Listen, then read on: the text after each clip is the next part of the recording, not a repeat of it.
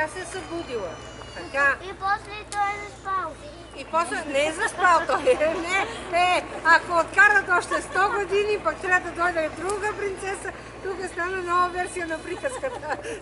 Много на посто ще го играят и ще стане като оня мастодон, дето ви разправях преди 3 милиона и 600 хиляди години. Става много сложно. Да, добре, Дани. Някой друг да сме пропуснали, има ли? Ей, хора, да не кажете после, тя не ми даде думата. Да не се оплачете после. А? Няма ли да се оплачвате? Добре. Всички могат да разгледат сега нашата изложба. Това е вече подредената импровизирана изложба и всички са се справили много добре, защото там имаме 2, 4, 6, 8, 10, 12, 14 плаката от 16 ученика, което е много добър резултат. Искам да поздравя и родителите за помощта, която направиха, и през годината ще има още такива домашни, на които ще бъде разрешено да се включвате. Не във всички.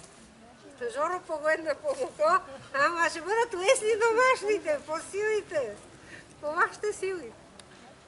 Аз си спомням как съм учила числата до 100. Като другарката Ленкова беше дала задача да отида до училище с 10 снопчета по 10 пръчки. И едни такива клончета, да са и 10 см дълги. То не беше резане, баща ми ги мереше, режеше, така по 10. 10 и за да влезна ги една десетица. 2 десетици, ги направим 10 десетици, 100-те. Ме накара, ги преброих поне 20 пъти сигурно. На другия ден в училище нямаше проблем. Не беше толкова интересно, че имам пръчките пред мен, колкото това, че... Слушах го. Значи до гимназията думата не имаше едно значение. Не се прави, забранено. Няма може и не може. Думата не има само едно значение. Забрана. Никакви опити за пропускане, така че и вие можете да пробвате.